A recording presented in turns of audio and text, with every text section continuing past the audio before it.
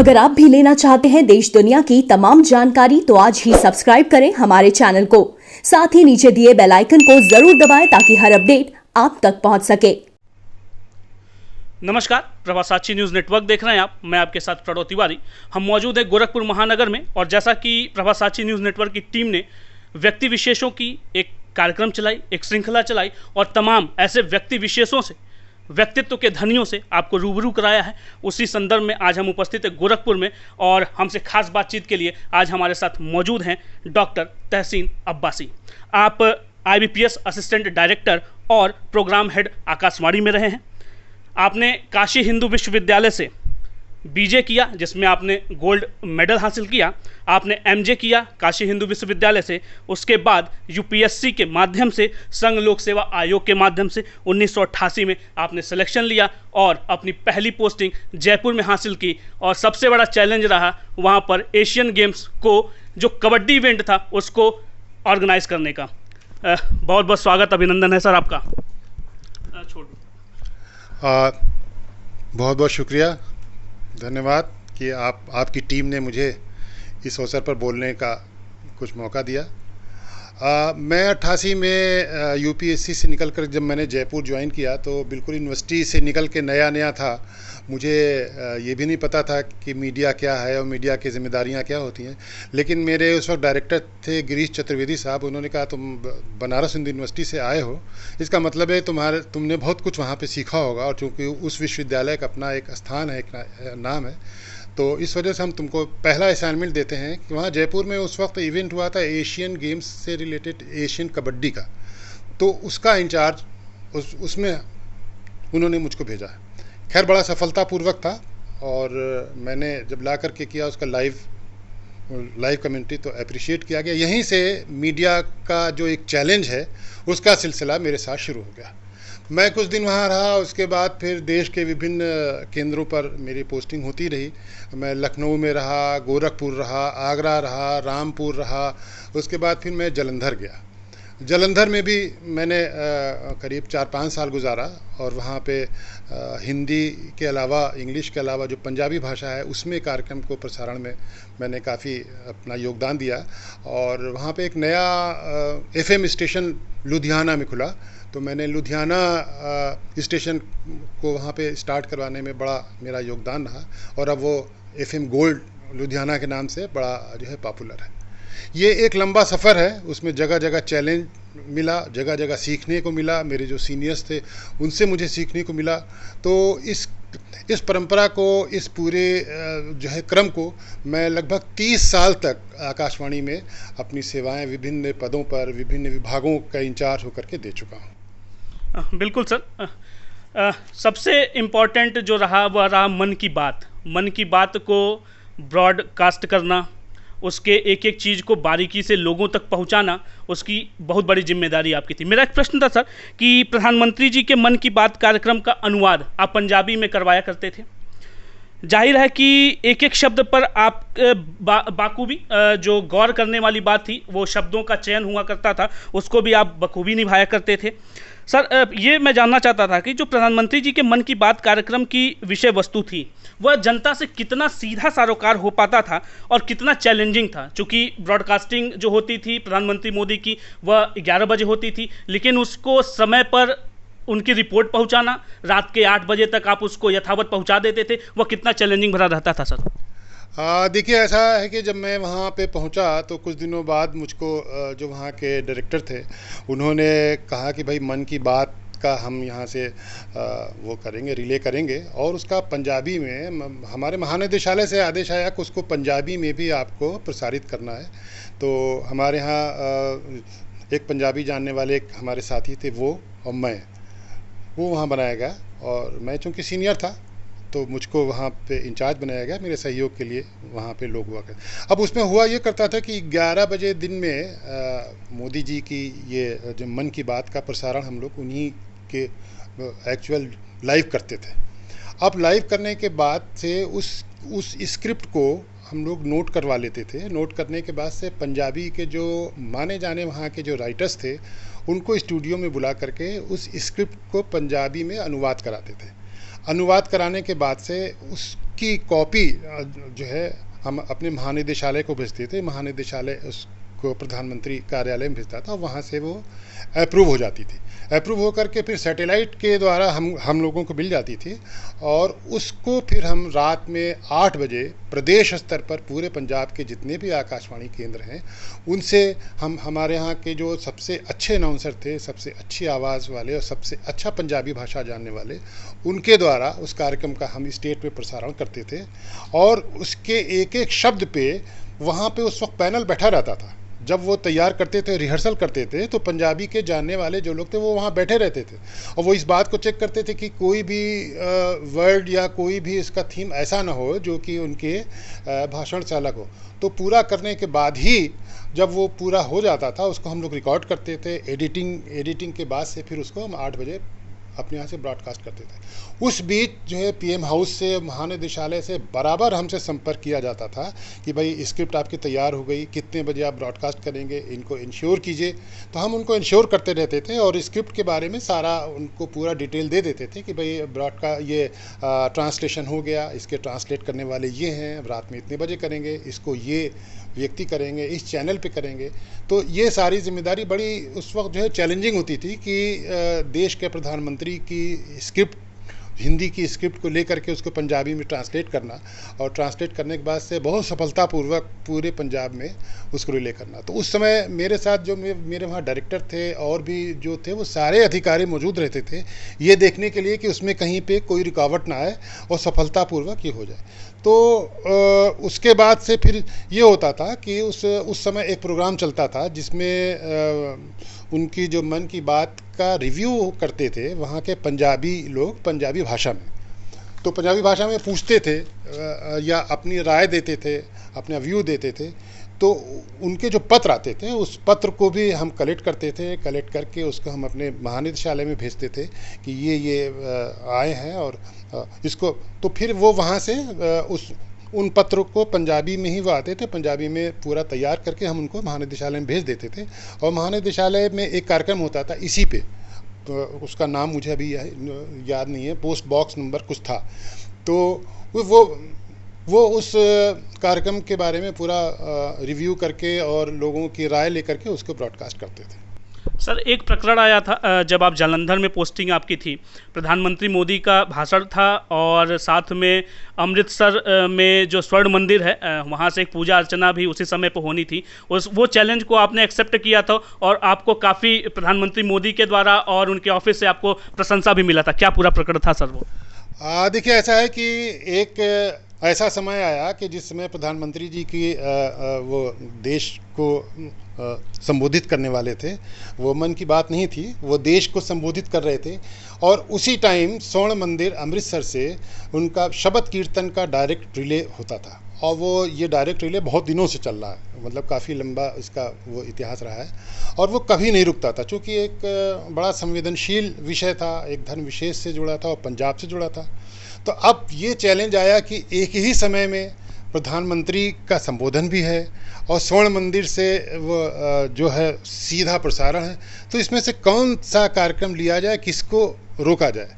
अब ये जटिल समस्या हमारे जो डायरेक्टरेट हैं वहाँ पता चला, तो वहाँ से हमारे जो डीजी साहब थे शहरयार साहब, उन्होंने मुझको फ़ोन किया कि मिस्टर बासी, ये एक प्रॉब्लम आया है कि प्रधानमंत्री जी का संबोधन भी उसी टाइम है और आपके यहाँ से एक वो भी जाता है, शबद कीर्तन का भी जाता है, तो इसको सॉल्व कीजिए, हमको तो लेना है प्रधानमंत्री का।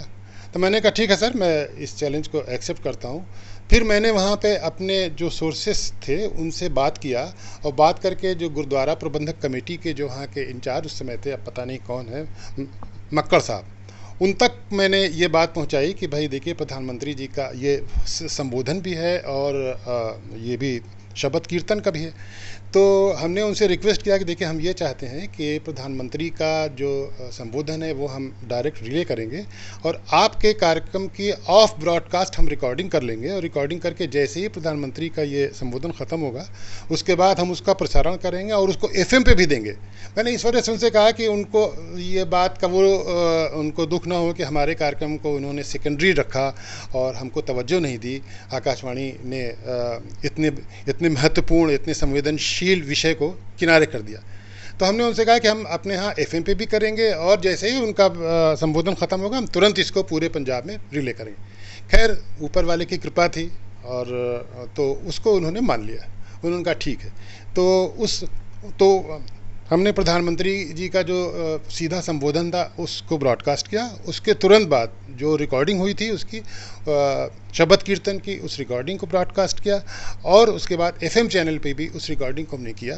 तो स्थिति ये बनी कि गुरुद्वारा प्रबंधक कमेटी अमृतसर ने भी थैंक्स कहा और हमारे जो महानिदेशक हैं उन्होंने भी थैंक्स कहा कि भाई बहुत बड़ी एक समस्या थी, बहुत बड़ा चैलेंज था, उसको आपने सफलतापूर्वक कर लिया।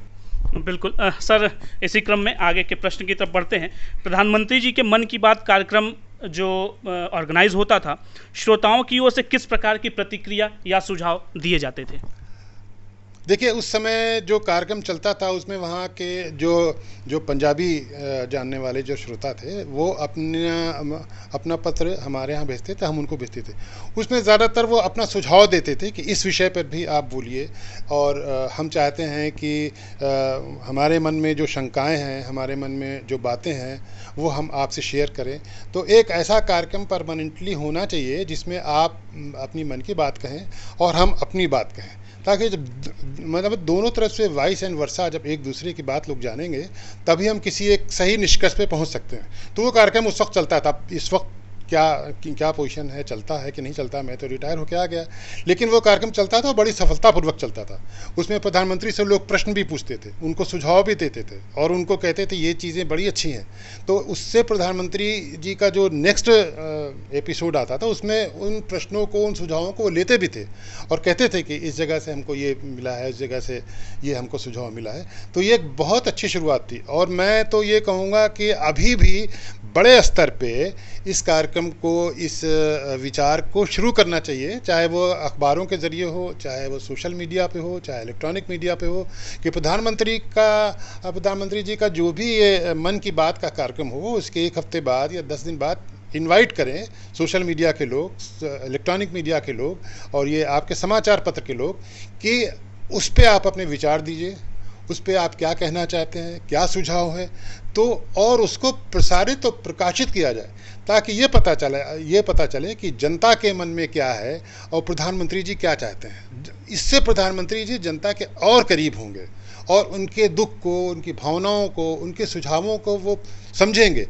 अभी तो इतने बड़े लेवल पे इस प्रकार का कार्यक्रम नहीं चलता है, इस प्रकार की स्थितियां नहीं है कि समाचार पत्रों में, मीडिया में और जितने चैनल उसमें बड़े पैमाने पे ये इनवाइट करें और इनवाइट करके जनता जनार्दन से उस मन की बात के एपिसोड के बारे में उनसे सुझाव लें, तो ये ज़्यादा अच्छा होगा, मतलब समाज के लिए भी, देश के लिए भी, और दोनों पक्ष, एक प्रधानमंत्री और दूसरे जिनके लिए वो मन की बात कर रहे हैं, तो क्या मन की बात को जो सुनने वाला है उसके मन ने एक्सेप्ट किया, इसके लिए इस प्रकार का कार्यक्रम होना चाहिए। बिल्कुल, प्रधानमंत्री प्रधान सेवक के रूप में सबके सामने उपस्थित होते रहे हैं और जैसा कि लोग कहते हैं कि प्रधानमंत्री अपने हैं तो हम भी अपनी मन की बात कहना चाहते हैं, इस प्रकार का कार्यक्रम होना चाहिए और जैसा कि आपने कहा यथावत जैसे भी संभव होगा भारत सरकार इस पर ध्यान भी देगी। सर, अगला प्रश्न था, क्या जनता से सीधे संवाद के लिए इस तरह के कार्यक्रम को नेताओं की ओर से भी शुरू किया जाना चाहिए? बिल्कुल, देखिए संप्रेषण जो है, जिसको जन संप्रेषण या संप्रेषण आप कहें, तो जन संप्रेषण तो बाद में आता है, लेकिन संप्रेषण तो जीवन की सांस के साथ आरंभ होता है। जैसे ही बच्चा पैदा होता है, बच्चे ने जन्म लिया, उसी समय वो रोता है और वो भूख से रोता है, माँ के लिए वो संप्रेषण करता है। माँ समझ जाती है कि हमारा बच्चा भूखा है, वो उसकी भूख मिटा देती है। जीवन भर ये एक सतत जो प्रक्रिया चलती रहती है और जब आदमी मृत्यु की तरफ जाता है और मृत्यु होने लगती है तो वो हे राम या अल्लाह कह के मर जाता है। उस वक्त भी उसके आसपास के लोग समझ जाते हैं ये इसका अंतिम समय है और अंतिम समय में इसने ये शब्द कहे हैं। तो ये एक ऐसी प्रक्रिया है कि जन्म से लेकर मृत्यु तक अगर संप्रेषण ना हो तो ये समाज, ये जीवन चल ही नहीं सकता है। तो इसीलिए अगर समाज से जुड़ना है, जनता जनार्दन से जुड़ना है, उनकी नब्ज टटोलना है, उनको अपने बारे में बताना है और उनसे पूछना है कि हम जो कार्य कर रहे हैं, जो हमारे कार्यक्रम हैं, वो कार्यक्रम कैसे हैं। इस वजह से जितने भी जनप्रतिनिधि हैं, चाहे वो विधायक हों, चाहे वो सांसद हों, चाहे मंत्रीगण हों, प्रदेशों के मुख्यमंत्री हों, सबके यहाँ सब इस प्रकार के कार्यक्रम को शुरू करें कि अपनी बात तो ज़रूर कहें, वो जनता से बीच के हैं और जनता के लिए बात करें, जनता का काम कर रहे हैं, लेकिन जनता से भी पूछें कि भाई हम जो काम कर रहे हैं उसके बारे में आपके क्या विचार है, आप अपना सुझाव दीजिए। तभी एक सच्चा जो समाज का जो निर्माण है, जो समाज आगे बढ़ेगा तभी बढ़ सकता है जब हमारे प्रतिनिधि, हमारे ओपिनियन लीडर हमारे लोगों के बीच से अब उनके विचार लें, उनके सुझावों को लें। बिल्कुल सर, सुझाव होना भी चाहिए क्योंकि नेता हैं और उनको अपनी बात को कहने का हक है। अगर आदेश मनवाने का हक है तो जनता की बात सुनने का उनको पूरा हक होना चाहिए। जैसा कि सर ने कहा, ऐसी व्यवस्थाएं भी होनी चाहिए। सर, एक प्रश्न था कि सूचना और प्रचार प्रसार विभागों का जो काम आज के वर्तमान दौर में है वह कितना चुनौतीपूर्ण हो गया है? देखिए, ये चुनौती तो जब से ये मतलब प्रसारण और ये ऑल इंडिया रेडियो और जितने भी इसके चैनल हैं जब से शुरू हुए हैं, जब से वजूद में हैं, तब से ही ये बहुत बड़ा मतलब चुनौती भरा कार्य था। आरंभ में ये स्थिति थी कि लोग बहुत ज़्यादा जागरूक नहीं थे, शिक्षा नहीं थी, लोग बहुत चीज़ों को बहुत कम समझते थे। अच्छा, और उनको इतने साधन भी नहीं थे कि विषय वस्तु की जानकारी हो, सामान्य ज्ञान हो। ज़्यादातर अपना काम करते थे, सीधे साधे लोग थे, खाना पीना अपना काम। उस वक्त आकाशवाणी, दूरदर्शन या समाचार पत्रों का ये एक चुनौतीपूर्ण कार्य था कि उनको मोटिवेट करें, उनको ज्ञान दें, उनको समझाएं कि क्या करना है समाज की उन्नति के लिए, समाज में कैसे शिक्षा लाना है, कैसे जागरूकता लाना है। और इस काम को हमारे मीडिया वालों ने बहुत अच्छे तरीके, अब अभी आज जो चैलेंज है वो उस वक्त नहीं थे। देखिए, उस वक्त आतंकवाद नहीं था, उस वक्त उग्रवाद नहीं था, उस वक्त बेरोजगारी नहीं थी, उस वक्त इतनी बीमारी नहीं थी, उस वक्त भूख नहीं थी। तो इन सारी समस्याओं से तो उस वक्त का समाज नहीं जूझ रहा था। उस वक्त जो मेन समस्या थी अज्ञानता थी, लोग बहुत ज़्यादा शिक्षित नहीं थे, सूचना और जानकारी के पास स्रोत नहीं थे, इस वजह से वो सारी दुनिया से कटे हुए रहते थे। लेकिन आज के दौर में जब समाज में इतने ज़्यादा विकास हुआ, जब प्रगति हुई, तो उसी तरह से उनको जानने की बहुत सारी चीज़ें मिल गई, उनके पास बहुत सारे साधन हो गए और बहुत सारी चीज़ें उनको ऐसी मिली जिससे फिर वो किताबों के ज़रिए नहीं बल्कि मीडिया के ज़रिए उनको मालूम होने लगी। लेकिन जो चैलेंज बढ़ा है आज के समय में, वो सबसे बड़ा चैलेंज ये है आतंकवाद, उग्रवाद, अशिक्षा, बेरोज़गारी, स्वास्थ्य। तो ये चैलेंज हमारे मीडिया पर्सन के लिए बहुत बड़ा चैलेंज है और इस चैलेंज को, इस चुनौती को सहर्ष स्वीकार करना चाहिए। इसलिए ये समाज का एक अंग है। समाज में प्रगति जब भी होती है तो ये सारे चैलेंज आते हैं और उस चैलेंज को मीडिया के लोग, हमारे जो अखबार और दूसरे मीडिया के लोग हैं, सामाजिक जो ओपिनियन लीडर हैं, उनको इस चुनौती को स्वीकार करना होगा और लोग कर रहे हैं। इसमें कुछ को छोड़ दीजिए, लेकिन ज़्यादातर जो मीडिया के संसाधन, संचार माध्यम है, इसको कर रहे हैं और चुनौती को एक्सेप्ट करके समाज को एक नई दिशा, समाज को नई सोच, समाज में जागरूकता पैदा करने की कोशिश कर रहे हैं, जो कि बहुत ही ज़्यादा ज़रूरी है। समाज को अगर बचाना है, देश को बचाना है, तो ये बहुत बड़ी चुनौती आज के युग में है। बिल्कुल, समाज को बचाना है तो जन जागरूकता सबसे महत्वपूर्ण है। सर, चूंकि मीडिया की आपने बात की, तो मीडिया में सोशल मीडिया भी आता है। सोशल मीडिया पर जिस तरह के दुष्प्रचारों को आज के समय में हवा दी जा रही है, उससे निपटने के लिए क्या कुछ उपाय हैं आपके माध्यम से? देखिए, ये तो स्वीकार करना होगा कि सोशल मीडिया में जो कुछ भी प्रचार प्रसार, जो कुछ भी सामग्री होती है, उसको आगे बढ़ाने में हमारा बहुत बड़ा योगदान है, हमारा मतलब हमारे समाज का। इसलिए कि वो सोशल मीडिया के लोग या मीडिया, इलेक्ट्रॉनिक मीडिया के लोग वही चीज़ें परोसेंगे जिसको आप पसंद करेंगे।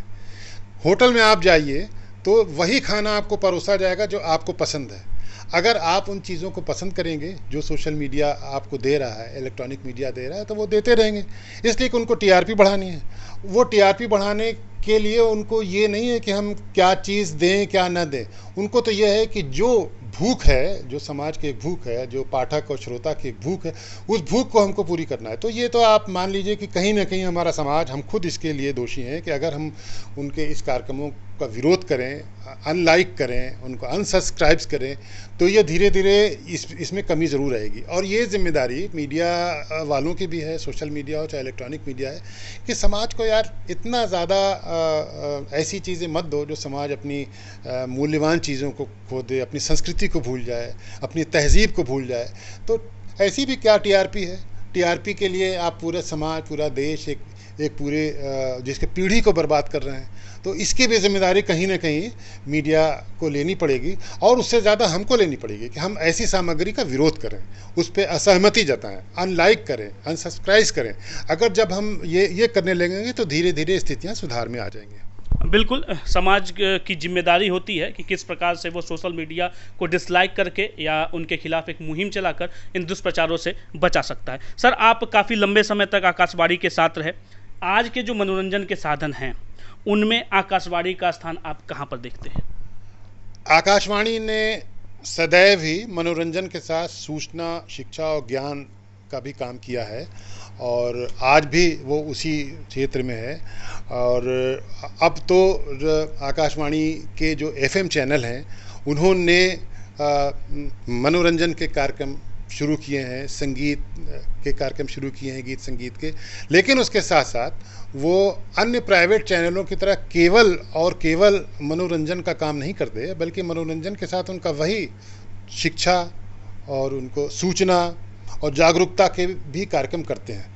इसलिए कि अगर हम केवल मनोरंजन करते रहेंगे तो धीरे धीरे आने वाली पीढ़ी हमारी संस्कृति, हमारी विरासत, हमारी जो एक मूल भावना है उससे भटक जाएगी। लेकिन आकाशवाणी ने कभी ऐसा नहीं किया। देखिए, आकाशवाणी का सबसे बड़ा योगदान ये है कि 80% जो जनता ग्रामीण क्षेत्र में रहती है उन तक न तो अखबार टाइम पे पहुंच पाता है, न एफएम चैनल की रीच वहाँ केवल और केवल आकाशवाणी है जो उनको विभिन्न सूचनाएं देती है, ग्रामीण वर्ग को जागरूक करती है। हमारे जो किसान भाई हैं उनको समय समय पर खेती के बारे में बताती है कि कब तूफान आने वाला है, कब बारिश होने वाली है, कब सूखा पड़ने वाला है, कौन सा बीज इस्तेमाल करें, कौन सी दवा इस्तेमाल करें। तो ये काम तो आप मान लीजिए केवल आकाशवाणी करती है। बाकी जो और समाचार पत्र हैं वो वहाँ देर में पहुँचते हैं, कभी नहीं पहुँचते। दूर दराज के जो ग्रामीण क्षेत्र हैं वहाँ पे तो समाचार पत्र पहुँचते भी होंगे या 2-3 दिन बाद पहुँचते हैं। तो सूचनाएं उन तक पहुँचती हैं, बासी सूचनाएं पहुँचती हैं। लेकिन आकाशवाणी का एक सेट आप गांव में रख दीजिए, जैसे सामुदायिक रेडियो सेंटर हैं, वहाँ पे रख दीजिए, तो ग्रामीण उसको सुनते हैं, कृषि का कार्य करने वाले उसको सुनते हैं और उससे लाभान्वित होते हैं। तो निश्चय ही आकाशवाणी शिक्षा, सूचना के साथ साथ मनोरंजन का कार्य करता रहा है शुरू से। आप देख लीजिए, जो हमारी संगीत की जो प्रथा रही है, जो प्राचीन संगीत रही है, उसका प्रचार प्रसार, उसका संरक्षण केवल आकाशवाणी ने किया है। आज जितने बड़े नाम आप संगीत के क्षेत्र में देखेंगे, हमारा जो क्लासिकल म्यूज़िक है उसको संरक्षित करने का काम आकाशवाणी ने किया है। चाहे वो पंडित रवि किशन जी हों, ये उस्ताद बिस्मिल्लाह खां हों, जितने भी इस तरह के लोग हैं उन सब की। वरना आप ये देखिए कि आज के दौर में भी पाश्चात्य संगीत का ही बोलबाला है, हर तरफ वो रॉक, और लेकिन कोई हमारी संस्कृति और हमारे जो विरासत है उसको बटोरने का काम सिर्फ आकाशवाणी कर रही है। इसलिए अगर आकाशवाणी भी छोड़ दे तो आने वाले 20-25 साल में हमारी प्राचीन संस्कृति, प्राचीन संगीत क्या था ये लोग भूल जाएंगे। केवल रॉक और पाश्चात्य संगीत के पीछे रहेंगे, जो हमारी बहुत बड़ी हानि होगी। इसलिए कि आने वाली नस्लें, आने वाली पीढ़ी को ये भी पता होना चाहिए हमारी सामाजिक विरासत क्या है, हमारी सांस्कृतिक विरासत क्या है, हमारा संगीत क्या है। अगर देखिए, तरक्की का ये मतलब, विकास का ये मतलब नहीं होता है कि हम अपनी जड़ों को भूल जाएं। अगर हम अपनी जड़ों को भूल जाएंगे, अपनी संस्कृति और समाज को भूल जाएंगे, तो निश्चय ही हमारा बहुत बड़ा नुकसान होगा। बिल्कुल, संस्कृति और सभ्यता कहीं ना कहीं उसके संरक्षण का काम आकाशवाणी करती रही है और करेगी भी आगे, ऐसा हम उम्मीद भी करते हैं। सर, एक प्रश्न कि लोगों का प्रश्न हमेशा से रहता है कि प्रधानमंत्री अपने मन की बात करते हैं और जनता की, जैसा भी हमने चर्चा भी किया था। सर, इसका मैं चाहता हूं कि ऐसा कौन सा सुझाव आप देना चाहेंगे तमाम ऐसे अब आज के समय के आकाशवाणी से संबंधित अधिकारियों को, या कुछ क्या ऐसा होना चाहिए नए तरीके से कि जो लोगों के अपने रिव्यू हैं वाइस वर्सा हो, आपके मन की बात प्रधानमंत्री तक पहुंचे, प्रधानमंत्री के मन की बात आप तक पहुंची रही है। ऐसा क्या एक विशेष उपाय होना चाहिए? लोगों के मन में आशंका भी रहता है कि क्या हम तक पूछा गया प्रश्न प्रधानमंत्री तक पहुंचेगा कि नहीं पहुंचेगा, वह लिखित माध्यम हो चाहे वह वीडियो का माध्यम हो। ऐसे कौन से माध्यम होने चाहिए जो जनता है वो अपनी बात प्रधानमंत्री तक कह सके? देखिए, मैं आकाशवाणी के संबंध में बात करना चाहता हूं, चूँकि मैं वहीं पर रहा हूँ, 30 साल मैंने वहाँ सेवा दी है। तो एक तो सबसे पहली बात यह है कि राष्ट्रीय स्तर पर और जो स्थानीय स्तर पर जो आकाशवाणी के केंद्र हैं, उनको इस प्रकार का कार्यक्रम अवश्य शुरू करना चाहिए, जिसमें मन की बात कार्यक्रम के बाद वो लोगों की जो सुझाव हैं, जो उनके विचार हैं, जो टिप्पणियां हैं, जो प्रतिक्रिया है, वो उसको रिकॉर्ड करें और रिकॉर्ड करके आकाशवाणी का जो एफएम का जो चैनल है, जो बहुत ज़्यादा सुना जाता है, विविध भारती जो है वो सुना जाता है, उस पर इस प्रकार का कार्यक्रम होना चाहिए। इसलिए कि जब कार्यक्रम स्थानीय स्तर पर स्थानीय लोगों को, स्थानीय समाज को जब आप उसमें शामिल करेंगे कि भैया आपने मन की बात सुनी, आपका क्या विचार है, आपकी क्या प्रतिक्रिया है, तब वहाँ के लोगों को भी समझ में आएगा कि हमारी भी यहाँ पे प्रतिक्रिया ली जा रही है, हमारा भी एक अधिकार है, हम भी प्रधानमंत्री को बता सकते हैं कि क्या काम अधूरा है, इसको कैसे पूरा किया जाए। तो मैं तो आकाशवाणी के महानिदेशालय को या स्थानीय स्तर पर ये निवेदन करना चाहूँगा कि इस प्रकार के कार्यक्रम ज़रूर शुरू किए जाए, मन की बात के तुरंत बाद, ताकि जनता जनार्दन को, समाज को क्या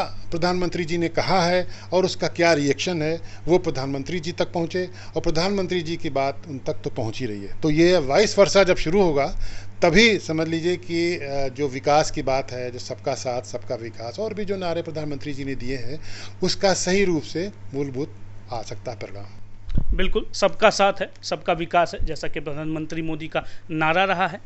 भारतीय जनता पार्टी सेवा ही संगठन को लेकर अपना कार्य भी करती है। सर ने कहा है कि बखूबी उसको करना चाहिए। आकाशवाणी से संबंधित जितने अधिकारी हैं उनको ये सर का एक सुझाव भी था और इसको प्रतिपादित करने का उनका एक उनको सुझाव भी दिया गया है। सर, अंतिम में, कार्यक्रम के अंतिम में, कोरोना महामारी से सबको अवगत करा दिया, महामारी ने सबको बता दिया कि वह चीज़ क्या है, लेकिन उसकी जागरूकता का काम आकाशवाणी जैसे तमाम ऐसे संचार माध्यमों ने बखूबी किया है। आकाशवाणी किस तरीके के संचार माध्यम के जो बना हुआ है, जन जागरूकता को लेके हमेशा से सामने आता रहा है। चूँकि आप रिटायर हुए थे तो वो कोरोना नहीं था, लेकिन उसके बावजूद ऐसे तमाम बीमारियाँ, प्लेग आया और भी सारी चीज़ें हमारे सामने आए, उसमें आकाशवाणी ने अपना बखूबी रोल निभाया है। सर, महामारी के दौर में आकाशवाणी कितना कारगर साबित होती है जन जागरूकता के लिए? शुरू से ही आकाशवाणी के सामने स्वास्थ्य संबंधी जो कार्यक्रम होते हैं वो हर केंद्र पे होते हैं, राष्ट्रीय स्तर पे भी होते हैं। तो उसने ये चैलेंज को स्वीकार किया कि समाज को बीमारियों के प्रति आगाह किया जाए। एक समय में जब चेचक, कॉलरा, इस तरह की बीमारियां फैली थी और 2 बूंद ज़िंदगी की, इस प्रकार का वो करके जो सेहत के बारे में जो लोगों को, बच्चों को जो ड्रॉप पिलाया जाता था पोलियो का, उसमें आकाशवाणी ने बहुत बड़ा रोल अदा किया है। और आकाशवाणी के विभिन्न चैनल अलग अलग तरह के कार्यक्रम, कहीं वार्ता, कहीं बातचीत, कहीं डॉक्यूमेंट्री, कहीं नुक्कड़ प्रोग्राम, कहीं इंटरव्यू, उसको करते रहे हैं और उसको करने की वजह से आज ये रहा है। अच्छा, जैसा कि मैंने अभी इसके पहले बताया कि शहर की जनता के लिए तो बहुत सारे माध्यम हैं, उनको सूचनाएं मिल जाएंगी, बीमारियों के बारे में भी पता चल जाएगा, उससे बचाव कैसे किया जाए वो भी पता चल जाएगा, इसलिए कि उनके पास माध्यम है। लेकिन जो लोग ग्रामीण क्षेत्रों में रह रहे हैं, सुदूर ग्रामीण क्षेत्रों में, पहाड़ों में, जंगलों के बीच में जो आबादी है, उसको सूचना देना भी हमारा अधिकार है, इसलिए वो भी हमारे समाज की एक इकाई है, हमारा अंग है। इसके लिए आकाशवाणी का बहुत बड़ा रोल है। आकाशवाणी अपने उन श्रोताओं के लिए जागरूकता का, उनको सूचना देने का कार्य कर रही है कि ये जो कोरोना का जो टाइम है, ये हमारे लिए एक चैलेंज है और हमको स्वीकार करना होगा और हम उससे कैसे बचें। हम उससे सोशल डिस्टेंसिंग रखें, मास्क लगाएं, हाथ धोएं, लेकिन पैनिक ना हो। अगर पैनिक होंगे तो उससे हमारा लाभ नहीं होगा, बल्कि बीमारियां और बढ़ेंगी। और इस काम को आकाशवाणी के विभिन्न केंद्र बड़े अच्छे तरीके से कर रहे हैं, चाहे वो उत्तर भारत का पहाड़ी इलाका हो, चाहे दक्षिण का समुद्र का इलाका हो, हर जगह आकाशवाणी के केंद्र और एफएम के केंद्र इस कार्यक्रम को बखूबी कर रहे हैं। लेकिन एक चीज़ बड़े यहाँ पे दुख के साथ कहनी पड़ती है कि हमारे कुछ सोशल मीडिया के कुछ चैनल हैं, कुछ इलेक्ट्रॉनिक मीडिया के चैनल हैं, इस बीमारी के बारे में इतना ज़्यादा जो उनका प्रेजेंटेशन का जो टोन होता है इतना भयानक होता है कि बिल्कुल जैसे लगता है कि पैनिक फैल गया, साहब क्या हो गया।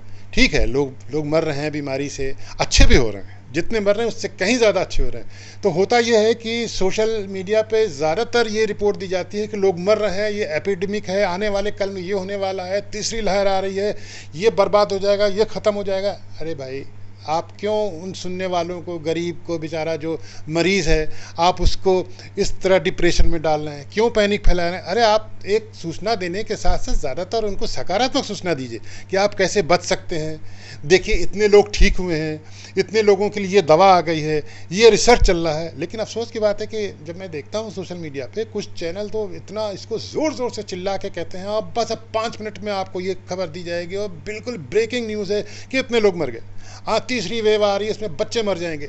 आप इस तरह की पत्रकारिता को छोड़िए और सकारात्मक पत्रकारिता की तरफ आइए। ये बहुत बड़ा एक कठिन समय है देश के लिए, समाज के लिए, कि एक बहुत बड़ी बीमारी से हमारा सामना है। तो उसको पैनिक करके लोगों को डरा के हम उस बीमारी से नहीं जी सकते, बल्कि उन लोगों के अंदर हम शक्ति पैदा करें, उनके अंदर जागरूकता पैदा करें कि वो इस बीमारी से कैसे लड़ेंगे। अगर हमने उनको डिप्रेशन में डाल दिया तो वो वैसे ही ज़रा सा भी बुखार होगा, ज़रा सा भी खांसी होगी जो कि कोरोना की नहीं है, तो भी वो हॉस्पिटल भागने लगेंगे, परेशान होंगे, डिप्रेशन में चले जाएंगे, हार्ट की प्रॉब्लम हो जाएगी। इसलिए मेरा निवेदन है सोशल मीडिया से, इलेक्ट्रॉनिक मीडिया से, कि ऐसी नकारात्मक पत्रकारिता छोड़ें, सकारात्मक पत्रकारिता की ओर आएँ, समाज को जागरूक करें, उनको कंसोल करें, उनको आप उनके मन से डर भगाएं और ये कहें कि हमें आपको मिल के लड़ना है और कोई बात नहीं, ये बीमारी एक दिन ख़त्म हो जाएगी, हमको ये करना है। और आकाशवाणी अपना ये काम कर रही है, उसमें कहीं कोई पैनिक फैलाने वाला नहीं है। बहुत इंटरव्यू किए जा रहे हैं, डॉक्यूमेंट्री बनाई जा रही है, गांव-गांव में जाकर के लोगों को बताया जा रहा है। गांव के लोगों को, जो गांव के डॉक्टर हैं, ओपिनियन लीडर हैं, जो आयुर्वेदिक क्षेत्र के हैं, जो होम्योपैथिक के क्षेत्र में जो कोरोना वॉरियर्स हैं, उनको स्टूडियो में बुला करके उनकी रिकॉर्डिंग की जा रही है कि कैसे हम इस बीमारी से जीत सकते हैं। बिल्कुल, हमसे तमाम विषयों पर बात करने के लिए बहुत बहुत धन्यवाद सर। चलिए, आपका भी बहुत बहुत धन्यवाद। आप थे डॉक्टर तहसीन अब्बासी। आपने बड़े अच्छे तरीके से बताया कि आकाशवाणी का क्या रोल रहा है हमेशा से, चाहे वो मनोरंजन का क्षेत्र हो, चाहे वो किसी महामारी से उबरने का क्षेत्र हो, उसके जन जागरूकता का क्षेत्र हो, किस तरीके से आकाशवाणी अपना काम करती रही है और आगे भी कर रही है। प्रधानमंत्री मोदी के मन की बात को आकाशवाणी किस तरह से बखूबी निभा रही है और किस तरीके से लोगों तक पहुंचने का कार्य कर रही है, इन सभी विषयों पे हमसे बात किया डॉक्टर तहसीन अब्बासी ने। ऐसे ही हम तमाम व्यक्ति विशेषों से आपको रूबरू कराते रहेंगे। ये एक प्रभासाची न्यूज़ नेटवर्क की टीम का एक मुहिम है कि आप लोगों को लोगों से मिलवाए, जन जागरूकता फैलाए। क्योंकि महामारी है, इस महामारी में हम ऐसे तमाम लोगों से आपको मिलवाने की कोशिश भी कर रहे हैं कि जिससे आप अपने मन की स्थिति को सही रख सकें, सुरक्षित रह सकें और संयमित महसूस कर सकें। गोरखपुर से प्रणव तिवारी, प्रभासाची न्यूज़।